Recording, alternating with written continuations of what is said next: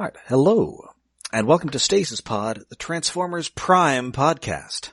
I'm Rob. I'm Jen. I'm David. Oh, right, I gotta come up with a new logo. Oh, yeah. Shoot. Aww. Anyway. It is an exciting time for us. We are starting a brand new series, and it will be our longest yet. Yeah. Because this ran 65 episodes in a movie? You know, I've been thinking how it just seems like shows these days just go on much longer than they ever used to. And I was thinking this specifically because I was trying to catch up on Voltron on Netflix, and how that's like season 5 coming next month. Although those are short seasons. Really? Oh, shoot! Aren't those short seasons, though? I didn't... Yeah, they're only 13 episodes. Yeah, they are short seasons, but still, or like Transformers Prime, or like Rescue Bots being the longest running Transformers show. Yeah, Rescue Bots went longer than G1. Yeah. Wow. Yeah, like old G1, like in the 80s you'd get away with 100 episode almost series. And then for a while it was getting shorter, and then you got Nickelodeon that only orders 20 episodes a season. It is... Things will run longer now sometimes, or a lot shorter. Mm-hmm. Yeah, I think that some of it is just the contracting from, things getting, the seasons shrinking, for one thing, they're not being weekday syndication like there used to be. Yeah. Yeah. So things just being, weekly, which was traditionally a 13 episode order. Anyway, Prime is long. Yes. And this series began at the end of 2010. Now, by 2010, we had 2 live-action Transformers movies, with a third one coming the following year. Oh, the second one was so bad.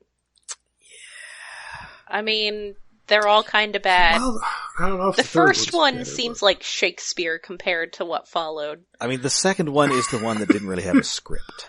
Yeah. Whereas some of these subsequent ones maybe have too much script. Yes.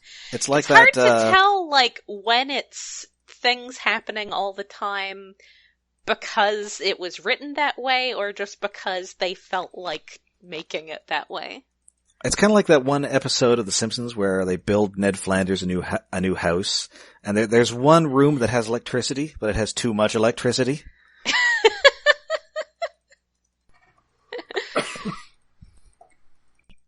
I do not think I've seen that, but yeah, I can see that. But, Hasbro was riding high on the success of those Transformers movies, which made $1 zillion a piece. Yes, regardless of being terrible, they were also extremely financially successful. So Hasbro started to see themselves, we don't just make toys, we make content. We're an entertainment company. Yeah. And so, they made a G.I. Joe movie, and okay, nobody really liked that one. I think that came out the same year as Revenge of the Fallen, maybe? Anyway, it wasn't good. They made that Battleship movie, which I think came out the subsequent year.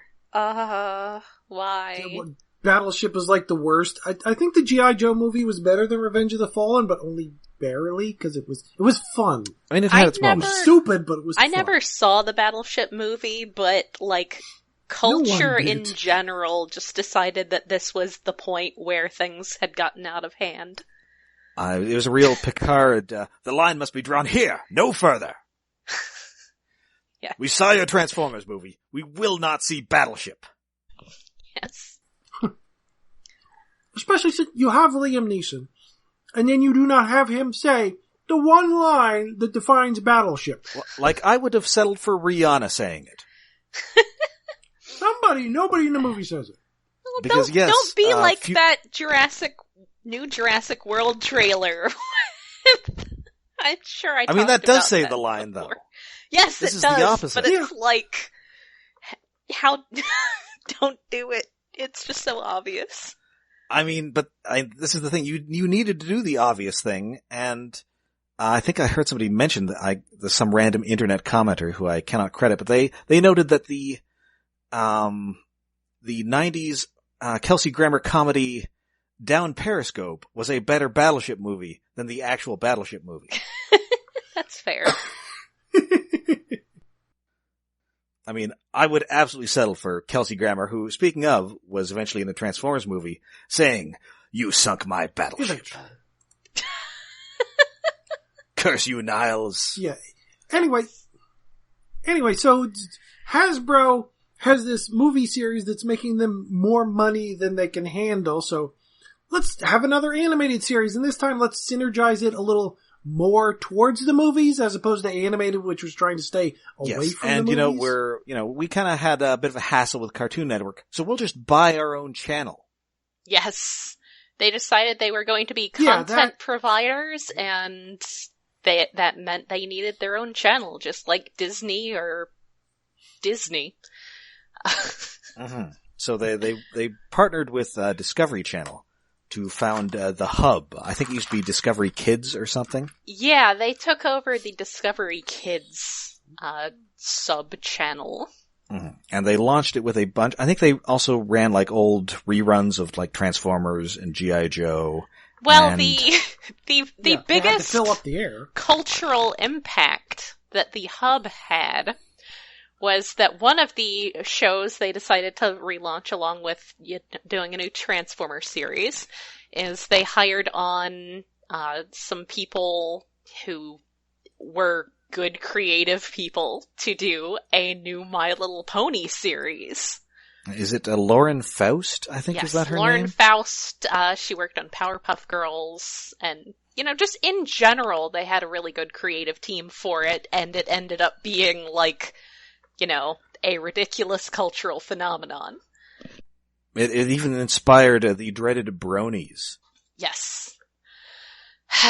Yeah. Yes. Well, did that start when they launched the Hub? Yes. Because, when the Hub started, my cable package did not even have that as an option. Aww.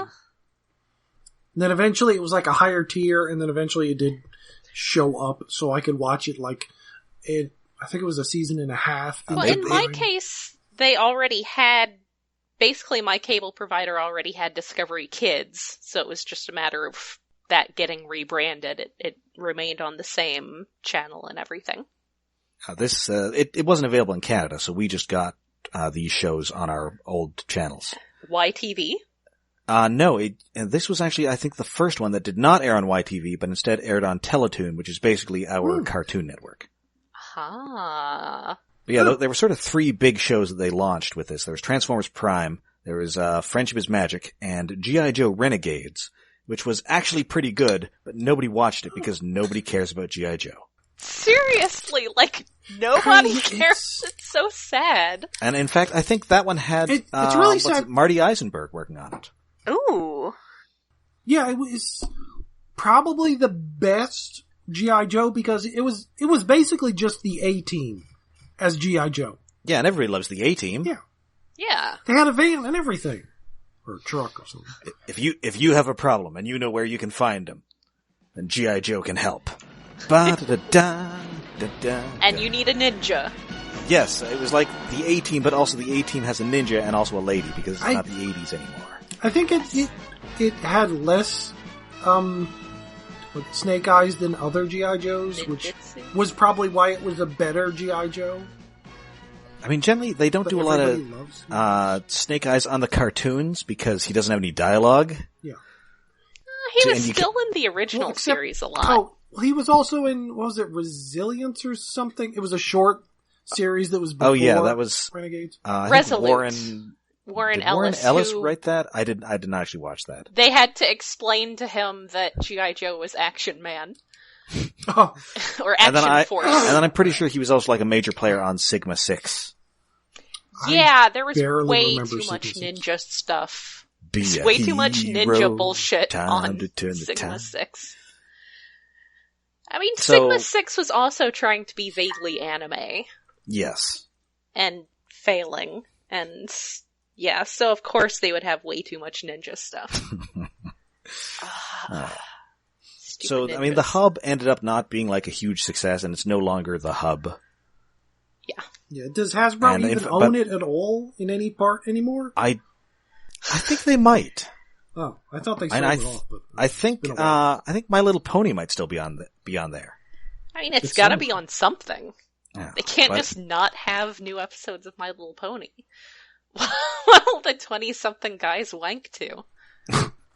But in fact, the hub was headed by Margaret Loesch, who has had a long relationship with Transformers.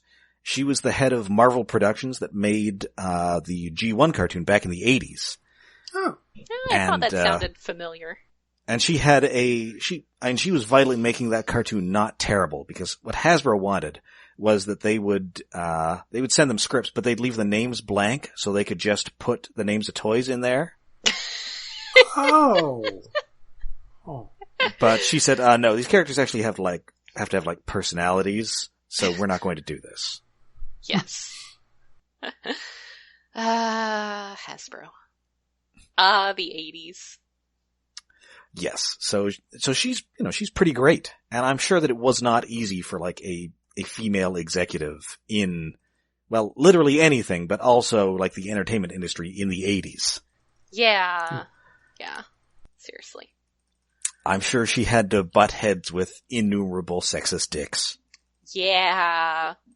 Especially primarily, I mean, they did some girl stuff, but doing primarily male action cartoons. Yeah, I mean, you had your G.I. Joe, your Transformers, maybe, Inhumanoids.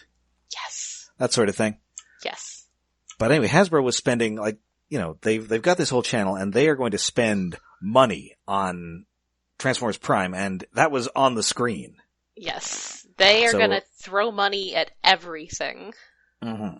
So they hired Roberto Orci and Alex Kurtzman, who wrote the first Transformers movie. I mean, it's not too bad. Whenever referring to someone writing the Transformers movies, I feel like it needs to be in quotes, in air quotes. I mean, that first one had a zillion scripters. I mean, I know John Rogers did a draft. Yeah. And I think they also wrote those new Star Trek movies. Yes. The first one's okay. The second one is very much not. The next one they didn't write. They wrote a bunch of that kind of stuff. Yeah. Now I want to look them up. And then one of them, they had a split at some point, and I know that one is like a 9/11 truther of some sort.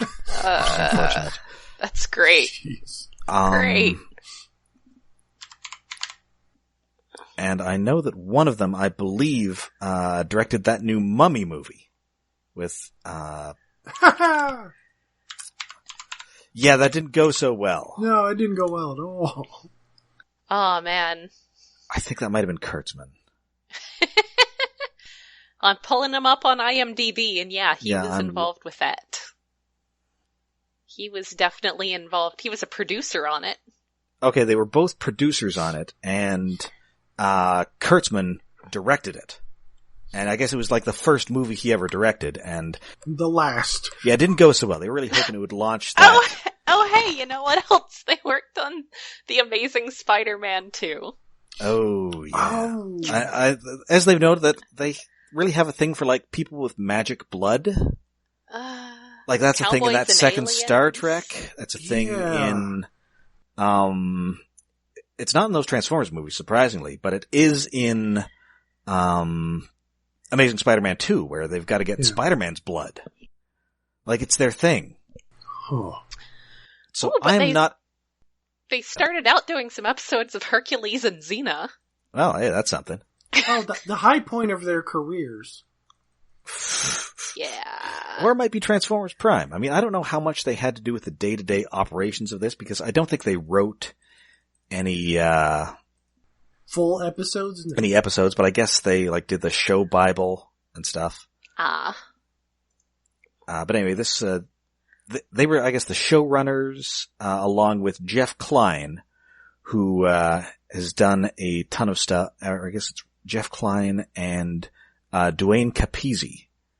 Mm-hmm. And they've worked together on a lot of stuff. They did, they did Extreme Ghostbusters. Oh! They did the Men in Black cartoon. The Jackie Chan Adventures, and, Big Guy and Rusty the Boy Robot. That was the high point of their career. Yeah, and I think they were also involved with, the Batman, and I want to say that, That Starship Troopers cartoon. What? Huh. The CG one?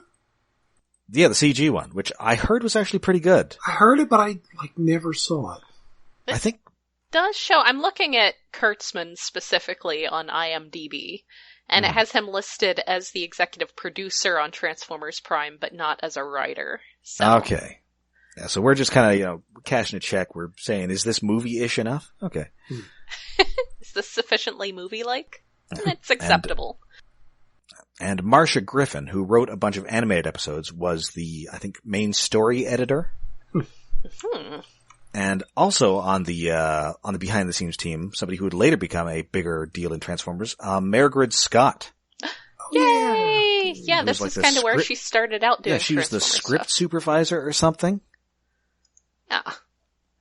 And she did write a few episodes. Yeah, I mean, this is kind of like an all-star cast of people. You had Dave Hartman as your supervising director, who I think was a mainframe guy. Mm-hmm. He worked on that Spider-Man series they did. He worked on that Godzilla cartoon. The one with Neil Patrick Harris? That's the one. Ha! And original casting director was Susan Blue. Yes. But I believe she had to drop out after her either wife or I think her wife died. Yes, her wife passed away. Mm-hmm. But then So she ended up remarrying a massage therapist in I Am the Most Jealous. So she, so I think she only did like the first dozen or so episodes. I too want to gay marry a massage therapist. Live your dreams. And the music is by Brian Tyler, who's he's like a movie score composer. Yeah. Now I want to look him up. He did Iron Man 3. He did that second Thor movie. I know he did that, like the Marvel Studios fanfare. Ah, that's cool. So it's like a very cinematic score. It's very similar in tone to the Steve Jablonsky scores from the live action movies. Yeah. Yeah. It's got a lot of that going for it. It's got a lot of do, do, do, do, do, do. Yep. Synergy. Big sounds. Yeah, just recently he did that new Mummy movie, The Fate of the Furious, and Power Rangers. Ooh, the Power Rangers movie was pretty good.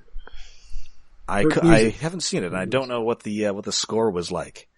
I Oh, saw he it did the was Ninja good. Turtles movie. Which one?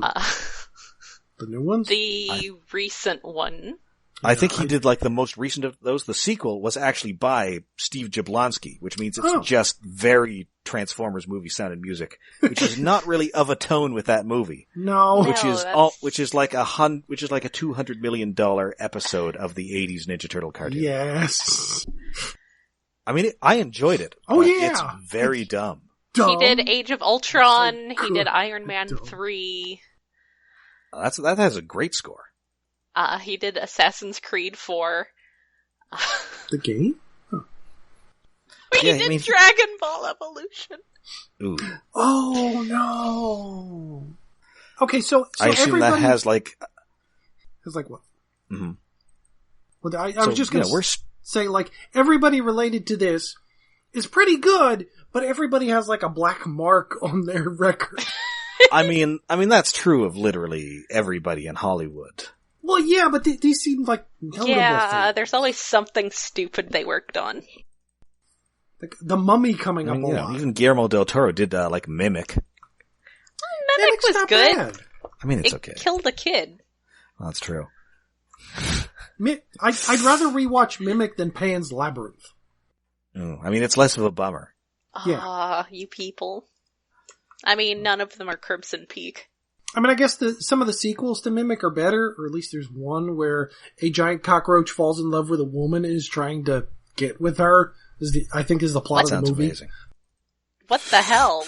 I'm not sure if that's two. There has to be more than two sequels. I think. I mean, I think literally every 90s genre movie has some sort of DTV sequel to it. Yeah, that was... They made multiple sequels to The Arrival, that Charlie Sheen alien movie. Why? Why? I kind of like that original, but Yeah. It's okay. I haven't seen it. it's like a fun 90s watch. Ah. It's got what's his name? Ron Silver as like a a 90s yuppie villain that he was so good at playing. I see. Anyway, and the money was also going as far as the voice cast for this. Yes. So this had, much like the live action movies, Peter Cullen coming back as Optimus Prime. And you know he charges money for that now. Oh, yes. Give me your wallet. You're not getting him to do Toonami intros these days. Nope. And, Bo. And not like the live action movies until the most recent one, you've got Frank Welker back as Megatron. Yes. Yay, which, like... And doing definitely a updated version of original Megatron. I mean, we'll get into this when he shows up on the show, but I was not enthused about him coming back. No. And then he was on it, and he was great. Yeah. Yes. Well, yeah, cause like, they both aged, and like, Megatron in G1 was already an old man voice. Yeah. And an old man doing an old man voice, like, I think it was like, no, in the movies. Like, in the movies, Megatron didn't sound that great, and like, especially when they did the sound wave that they didn't have an effect on him, and it was just a bad Dr. Claw. It was like, do we want Frank Welker Next time, back? Gadget. Next time. Like, try harder. Yeah. Try harder. Okay, there's a very movie-ish Bumblebee, who we'll get to later, who they're not paying anything. Well, actually, he did have a voice actor, as we'll discuss. We'll get to that. Got Ratchet, played by horror movie icon Jeffrey Combs. Who had previously done some animation work. Yes, I He think did? the first he did was The Question, and then... Oh, you know, right, I forgot about The Question. voice work is, it's good work if you can get it. Yeah. Better than, having them glue a bunch of stuff to your face, for a Star Trek episode. Or Yes. being, And actually, no, I'm in... Oh, go ahead. or being in an episode of Ultraman that never airs in America. Aww. Actually, I was wrong. Before he was The Question, he was on, that one episode of Batman where he was the Scarecrow. Oh. Remember, they gave him, they sort of shifted all the designs, and the Scarecrow went from being kind of goofy to being like this weird, Western preacher-looking guy. Yeah, Yes. that was him? Oh, I did not I didn't And they remember. realize changed they his, cast him. originally it was Henry Pollock II, who just kind of sounded like Dr. Smith from Lost in Space. Yeah, which worked. Yeah. It was a very, hammy, effeminate villain voice, but, they switched it over to Jeffrey Combs, and he's, chilling because he's Jeffrey Combs. Yeah. Yes. Apparently he was also considered to play Starscream in this. Weird.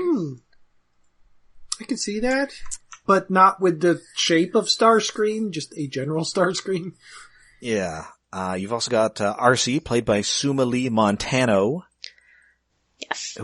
she's done a ton of TV, work. She was Katana on Beware the Batman. Yes. And yeah, she shows up in a lot of stuff. And, you've got Bulkhead, played by Kevin Michael Richardson. Yay! Who is in a lot of stuff. Yeah, he was the Joker on The Batman. Usually plays big guys because he is himself a big guy. Yeah. Yes. And he's got a big guy voice. Yes. He has to have played the Kingpin at some point. Maybe. I mean, look it up. I mean, he could have physically played the Kingpin. Yes. Yeah. He is, as they say on the internet, an absolute unit. Look at the size of this lad. Okay, that's a meme I've missed. And yeah, on the Decepticon side, you've got Frank Welker playing Megatron. You've got Steve Bloom playing an amazing Starscream. So good. And you've got Soundwave, who they're saving money on. And we are returning to Steve Bloom after visiting with him in one of our Christmas specials. That's right. Yay! And then we've also got a fairly extensive human cast on this. Yeah. You got Josh Keaton, Spider-Man himself. Yay. What? Which Spider-Man? Got, he was on the Spectacular Spider-Man. Wait, that was the 80s one? No. That was the one from the early to mid 2000s. The CG one? No, the one after that. It had Greg Weisman as the producer. What? He was, I've apparently missed this. So it had a lot of Gargoyles voice actors in it. he was Dan Gilbertson in the 80s stuff. By which Yes, I mean he literally just sounded exactly like G1 Bumblebee.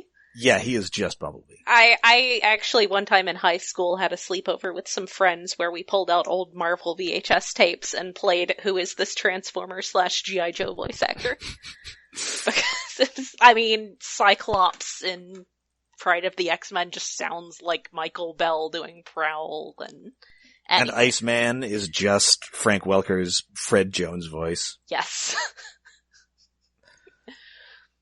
You've also got Tanya Gunati, who has also done a bunch of TV. She was on Even Stevens with Shia LaBeouf.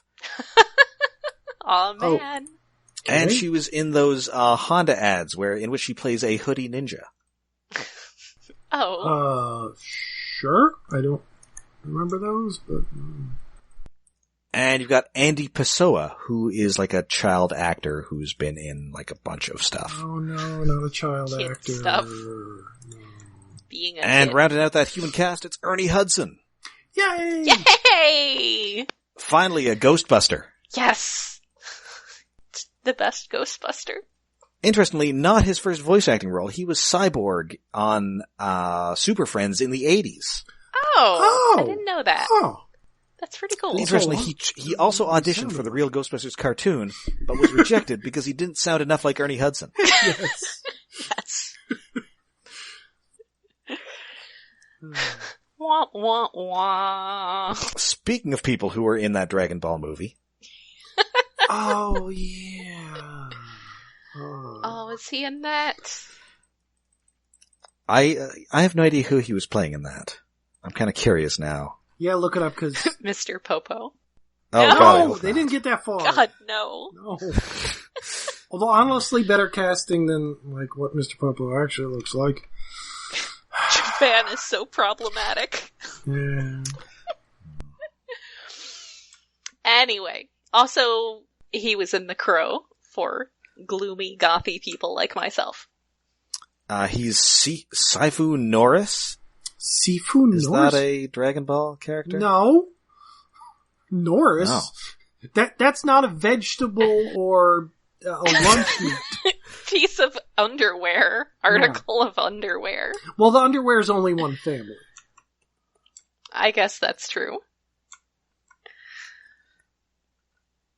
Boy, he looks really weird, and he appears to be the movie's version of Master Mutaito, the teacher of Master Roshi. I don't even remember Sure. what he looks like. In this screenshot, he just looks like Zuri from Black Panther. Oh. Mm-hmm. Anyway, so, you've got some decent money in the voice cast here. Yes. Also, I guess she doesn't show up for a bit, but Jack's mom, Marky Post. From Night Court. There's a lot of fun voice actors who will show up later that we'll get to when we get to. Sadly, no in a Richard couple Mall, seasons. who did some voice acting. By which You probably know he was, John Larroquette. He's in like a lot of stuff. he was in the unreasonably good Mighty Max cartoon. Oh, that's right. That's definitely going to be an in-between seasons thing at one point. Yes! Oh. And, in a couple seasons, it's just going to be me making a solid episode of Candyman references. Yeah. Yeah, so all the additional voice actors are great, except for one guy. Yeah, we're going to be talking about that guy. Yep. But yeah. not yet. Sorry, Firefly fans. Fuck them. Actually, I think somebody involved in this show is like a big horror fan because like Tony Todd shows up. Yeah. Combs. Jeffrey Combs is in it, and there is also a guest appearance from a guy in Phantasm. Mm-hmm. In a couple episodes. There is? Yeah. Okay. We'll get to that when we come to it, but yeah, whenever I start making Phantasm jokes, get ready. Boy! Good game, boy. Damn it. And of course, probably our biggest cast outlay is for one episode and maybe, 10 lines in our premiere episode, which we will discuss next week. Yes. Can you smell what he's cooking? Oh yeah. La, la, la, la, la, la, la, la. Jabronis. He's doing Disney stuff now, man. That's, like, serious. Oh, sure. I mean, I would wait. He might be. Is he the biggest action star in the world right now? In the world, probably. Okay, North America. North America, Well- yes. Tom Cruise might still be biggest in the world. Yeah. Because China loves him, and I don't know why. And I don't know if Probably Tom Cruise because- is still, like, as big a draw outside his franchises, because that Mummy No. movie was DOA. Yeah. Maybe they don't, like, never got translations of any of Tom Cruise's crazy stuff, so they only know him, Maybe. like, from what they see of him in his roles.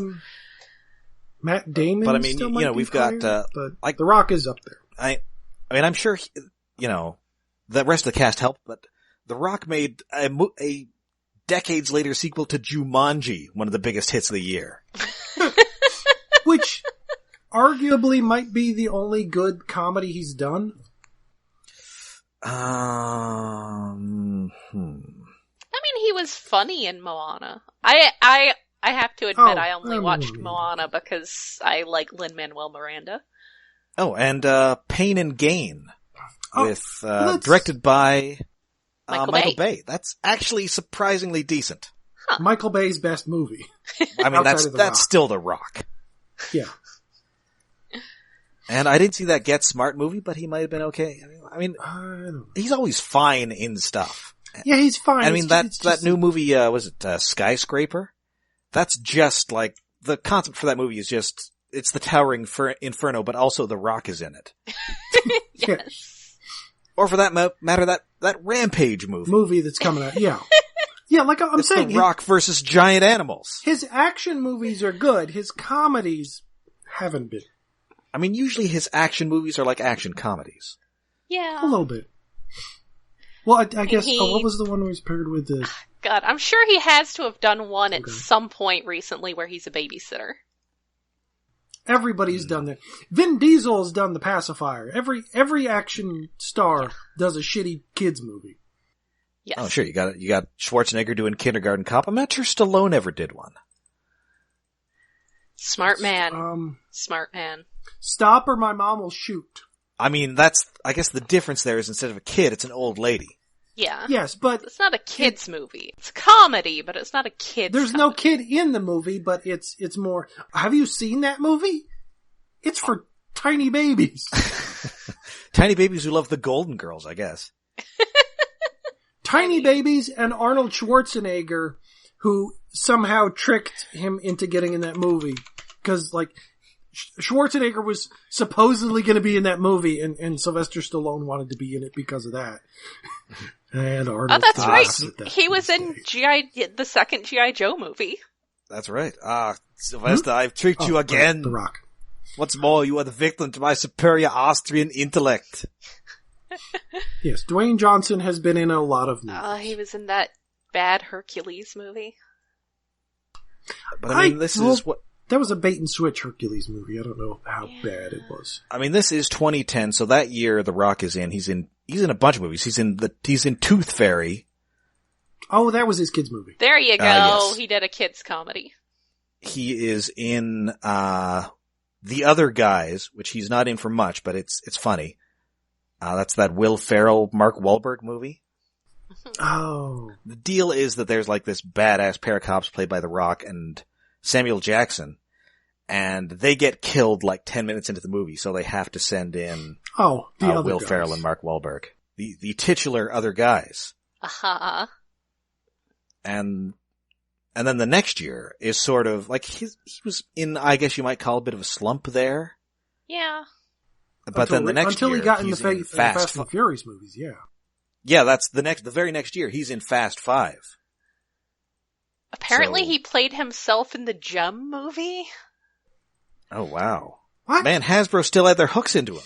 He was in this, he was in that G.I. Joe movie. He might be in Friendship is Magic, who knows? What did they have on him? Playing, I don't know, the Clop? Well, they haven't stuffed him in a Marvel movie yet, and probably Well, won't. he's allegedly going to be in that Shazam movie. If they ever make playing that. Black Adam. He's supposed to have been like Yeah. Black Adam for like the last decade. It ain't happening. Yeah, he keeps pushing that one back. Like, I don't know, just cast that guy as Shazam. There you go. Well, Shazam's Anyway, so- kind of got to have hair. You could give him a hairpiece. I don't think he would look good with hair. He had hair when he was a wrestler. Not most of the time when he started out as a wrestler, but when he got big, no hair. I think he was big when he Or just had hair really when he short. was big. He He has was really hair. shortly cropped. I mean, it was short hair, but it was hair. He had hair when he was the Scorpion King. Oh, that's right. He had really long hair. But he was CG when he had Scorpion. Well, not at the beginning, and then when he is in that Scorpion King movie, he's just a dude. Okay. I haven't So- seen those. That second Mummy movie is not good, but that Scorpion King movie is not terrible. Like, it's just kind of like a B-rent or a B-list Conan movie with The Rock in it. Well, that's not bad. Yeah, it's kind of okay. Yeah, it's no Jason Momoa, but it works. Yeah. He was So in anyway, that this- Conan movie recently. So the sort of underlying thing, I guess the one last thing we should probably discuss here is the aligned continuity that Hasbro was sort of trying to put everything into. Yes. And So it they didn't maybe work out as well as hoped. I mean, I think it was never going to be like a big thing because, I mean, it's not like they were going to align the movies or even the comics with it. Yeah. But So it basically this was definitely when Aaron Archer was still brand manager. Yes, I think he was sort of on his way out at the time. Well, Because he was very heavily involved with the series Bible stuff for the Aligned. Oh, the Giant Series Bible. the Binder of Revelation. Yes, the Binder of Which- Revelation, where he roped in a bunch of artists from over at the Dungeons and Dragons side of things to Ooh. do some art of the 13 Primes and... Oh, right, which was mythic, and we'd only see one at a BotCon every once in a while, including Onyx Primal, who's looks a centaur with a giant penis. That's just a Sort leg. of. I know it's a leg, but it's the bad angle on that. The where I mean, it that looks like a hook giant is. robot dong, yes. Yeah, Yeah. it's just badly... It's a bad angle. And because there's not much other reference material on him, it makes it kind of Yeah, hard it to was tell what's one going on. picture, and it was like, what? Yeah. Very I confusing. think there were, like, Hasbro sort of had problems around this time because they sort of overreached, and that Battleship movie, nobody saw it, and I think nobody bought the merch. Yeah, and It I had want to merch? say that, I mean, I'm not saying that this was a mistake, I don't but even remember having merch. when did they buy Wizards of the Coast? I want to say it was somewhere Well, around it was then. before. I think it was I think it was a ways before that, but let me check this out on the old Wikipedia. Good old It wasn't Wikipedia. a lot before, but it was definitely before this. 1999, so about a decade Oh, before. geez. Oh, okay. Way Wow. before. Did not know that. Oh. Ah. Man, they were still doing like 3.5 at that point. Mm. Just take my word for And- it. They're also the people who own Magic, right? Yes. Yes. Right. Like Which- as in the card game, not the concept of wizardry. Yeah. Yes, Magic the Gathering. Wizards of the Coast makes most of their money on Magic the Gathering, not D&D. I mean, I figured. I mean, Yeah. Are you making that much money off D&D? Isn't it mostly like just, you buy the one book and then, The books kinda are set? super fucking pricey, Well- man. Oh, I Holy see. Yeah, crap. they're like $40-$50, and you need the player's manual, a dungeon master's manual, a monster manual. That's the basic, and there's been more since then. It's not as supplement heavy as it used to be, but you're getting big hardcover books with more monsters. Do you still also need a subscription to Dragon magazine? It's digital now. I see. That helps, And I yeah, think it's because you free. get some Mostly free online character sheet building tools. And neat maps of old dungeons. But drawn these are by, like Mockman. Had Mockman. big hardcover full color books. So Really they are nice. very expensive. They are like $30, $35. We're not talking like the 70s, 80s ones that kind of look like somebody ran them off at the local Kinko's. Yeah, not so much. No. And were possibly drawn by the staff at the local Kinko's.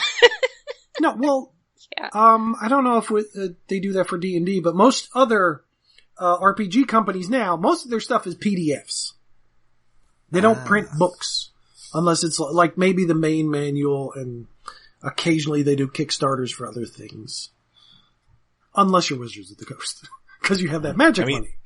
Right. I mean, well, you've got all that Hasbro money, too. Yes. Yeah. You have all that sweet, sweet Hasbro money. Well, I guess Pathfinder does too. Yeah. Well, Over they're on like second. They're the Pepsi at this point. They're the GoBots. Maybe not GoBots. Better than GoBots. They're the cracked magazine to the Mad. Yes. Yes. Wait, Cracked had a magazine? I thought that was just a web page. Oh. No. It used to be like a B grade Mad magazine. Yeah. Weird. And I remember guys with physical copies of Cracked magazine. Oh yeah, we would get them at the used bookstore. It was a thing. It was an actual thing. Anyway, what were we talking about? Robots? Somewhere? Yeah, talking about the Binder Revelation and how it was sort of set up as this big thing, and they eventually released it as, what was it, the Covenant of Primus? Yes, and a like big old Autobot symbol thing Yep, that you came I've apart. got that. Yeah, I've got that too. I didn't And bother. it's kind of neat, although again, there are problems with it regarding the marginalization of female characters here. Yeah. Yes. All female Transformers descended from one Prime who got murdered. Yeah, she is of course the one who got murdered, so they could all the dude ones could be sad. Don't worry, it's okay. She's back now inside a tentacle monster. Oh god, it got worse. I mean, they didn't think of that. Some shit like this always confuses me when like some product or some marketing comes out and someone didn't see the most obvious shit. You have a woman Transformer, the only female Prime, inside a tentacle monster. Holy crap. Feature, man. I call feature. I mean, oh yes, I want that toy even more now, but it's problematic. What a consenting woman and a consenting tentacle monster do together is between them, and there's nothing wrong with it. Yes. It's especially funny because she's inside Octopunch, who's the guy who shot God in the face. I just like him because he looks like a Mike Mignola character. Yeah. Oh, yeah. Yeah. I mean, he's half octopus, half old-timey diving suit guy. And he's great in the comic when Jeff Sr. would draw him and all you could see inside the helmet was like teeth. Oh yes, Yeah. that is great. Oh, so good. He's one of the best guys. I mean, it's a good combination, but it's just, you didn't, how, maybe I think about tentacle monsters too much. I mean, I drew Akoro Kamui. I think you do. Who's a tentacle I mean, that's not what I monster thought of goes. initially. I just thought, oh, it's kind of a shame there isn't a lady pretender. Yeah. That would be There nice, should be. but- They should have just gender swapped somebody. Suddenly Cloudburst is now a lady.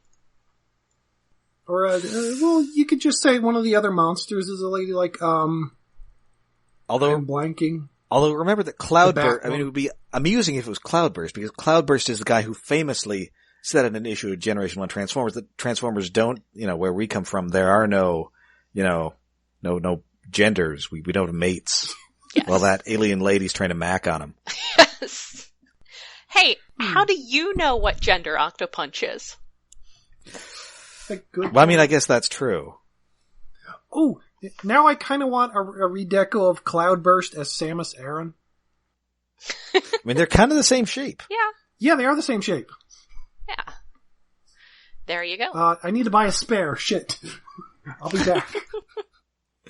Oh, and you can paint the one inside in like purple and green. Ooh. But yes, this is where all the stuff with the 13, I mean, some of that had shown up in Simon Furman's stuff before, but this is where it really got fleshed out and they all got names and history and all that. And that was supposed to be a cohesive universe for the games, which are worth right, I forgot the mentioning at video this games point. were involved with it. Yes. Right. Oh yeah, we haven't even Because talked about that's that. where it really sort of fell apart, was that the video game people and the show people weren't really, like, creatively involved with each other. No. Yeah, well, it's the limitations of, like, the character designs for Prime are wildly different to a degree than the games, because the games were built on an engine where big, blocky, square dudes work. Well, also, Yes. the games were a lot more G1 influenced, and the movie, or Prime was a lot more movie influenced. Yeah, they're very Yeah. war within.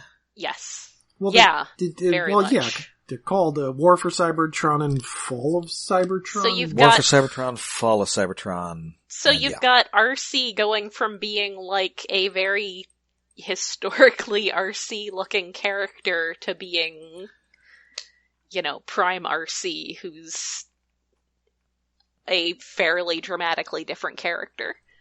Mhm. And it's like, that's clearly not the same person. Or you've got, Starscream, who goes from like a very G1 Starscream to Mr. Burns. Yes. Like, boy, those centuries were pretty rough on you, Starscream. Poor guy. So yeah, and I mean, you can't really blame them, because how well were those two groups supposed to, like, coordinate this stuff? Oh, yeah. But Kinda, technically, all that, Hasbro wanted all that stuff to be in the same universe, and it just didn't really work out. Yeah. No. Well, if you squint a lot, it can work. You can kind of bodge it together. It's been a long time. You can kind of fix it up. Yeah. Also, before we wrap up, I just want to say that I was reminded, when looking at the animated episodes I was watching were on Dailymotion, and they came from the Hub. One thing the Hub did was actually show animated in high definition widescreen, which Cartoon Network didn't do. But it reminded me that Dan Versus existed, and I missed that show. That was a fun show. I saw some of that. That was pretty good. That was one of the Hub's actually not toy-related shows that they did. As well as they had a Pound Puppies show, which was... There was a new Pound Puppies? And they did a I Littlest knew Pet it was Shop like show. 5 years ago at this point. Well, But yeah. I Well, still, Betty White was on compared it. to the old one. Yeah, I think so. And there was and they brought over that Australian Shazam show about a boy who takes up his aunt's very feminine superhero mantle. Oh, Oh, right. let's not talk about it. That's a bigger minefield than we need to walk into. I'm just saying, not everything they did was toy content. No. And they also had some pretty great promos where they would have like the actual voice actors doing stuff. Yes. Yeah, There were well, some really And, good Prime ones. And in fact, the announcer for the show was Townsend Coleman, voice of Sentinel Prime. Yes. So yeah, that I think about wraps up our intro to Prime. We will of course get more into detail when we start doing the episodes themselves, and we begin that next week with the first episode, Darkness Rising, Part 1. Yay! Oh, such an inventive title, harkening back to G1. Harkening back to Transformers Animated and its crappy title names. Harkening back to, what was it, that movie with the owls? Was some sort of Dark Rising in that? Gahul? Legends no, of that's- or Guardians of Gahuli or something? Yeah, There was something around there that, maybe I'm thinking of Rise of the Guardians, which I think was the one where that was the one with Rise of the Guardians with like Santa and Jack Frost. Yeah, that's the one with shit. that Right. Jack Frost that everybody really likes to ship with everyone.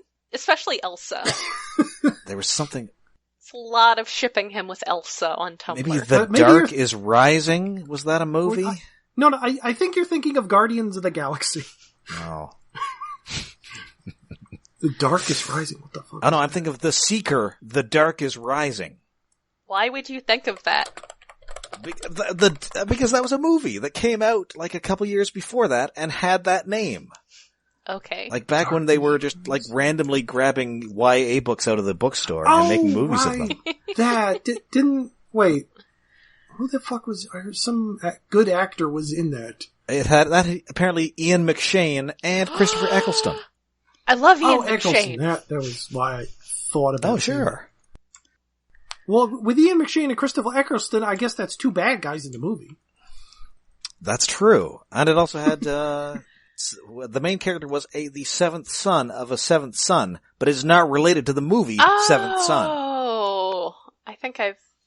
The one with, Jeff Bridges and Julianne Moore. Yes. I remember these things coming out and me thinking that they would probably be an amusingly terrible watch. And then there was also one around the same time with Bill Murray. What? He was like the mayor of a city.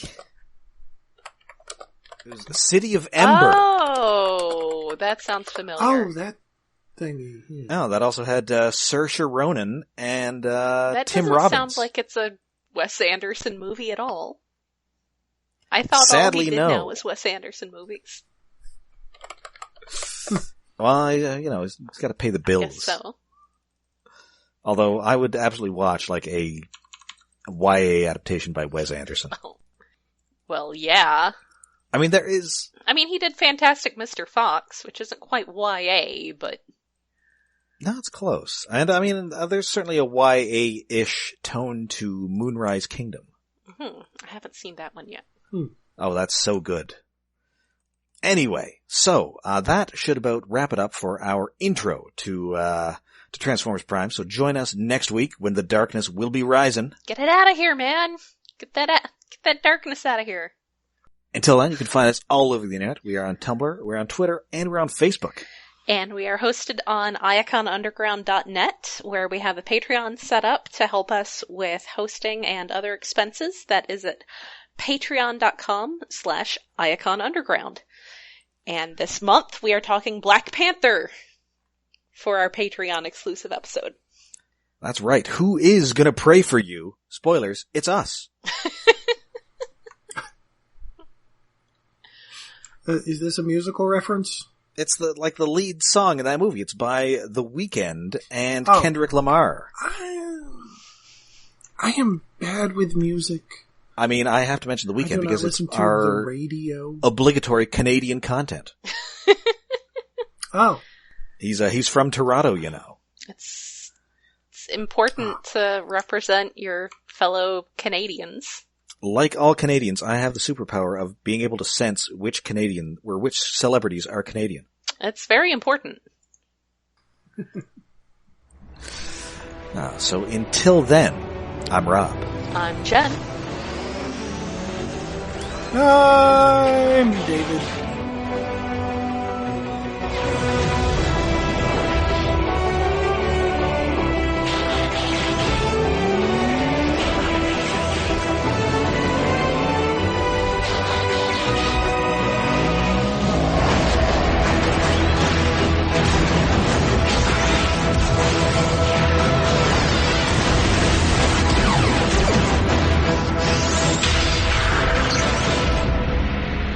Alright, we are on the air. And let's hope my computer doesn't decide to spontaneously reboot and then the modem reboot and then everything go wrong. Because that was really annoying. Why do we have Visible Megatron and Optimus now? Oh, there's a Megatron? Yeah, there's a Megatron 2. I guess so you can see their organs and stuff. I mean, I wonder what the Megatron stuff is based on. Maybe it's based on like the stuff that you see during the Transformers, the movie sequence. Yes! Yeah. Well, unless like half of him is purple, transparent lines, I don't care. Yeah, sadly it is not. Although, I mean, these seem to be unpainted, so maybe they will be in the original. Well, yes. Dun-dun-dun, dun-dun-dun. Hopefully they do. Dun-dun-dun, dun-dun-dun. Terminator? What? No, that was I'm doing the Vince Dakota yeah, I know, but music. it's also it is vaguely close to Terminator. Dun, dun, dun, dun, dun. Yeah. Terminator inspired by Transformers? Huh? No. I think. Yeah, I know it's the other way around. Although certainly in that, what was it? Terminator Salvation. Yes. They fight a giant when Terminator who's just straight up Megatron. a Michael Bay Transformer. Yeah. Good job. Like, it might as well have just said, come with me if you want to live in Frank Welker's voice.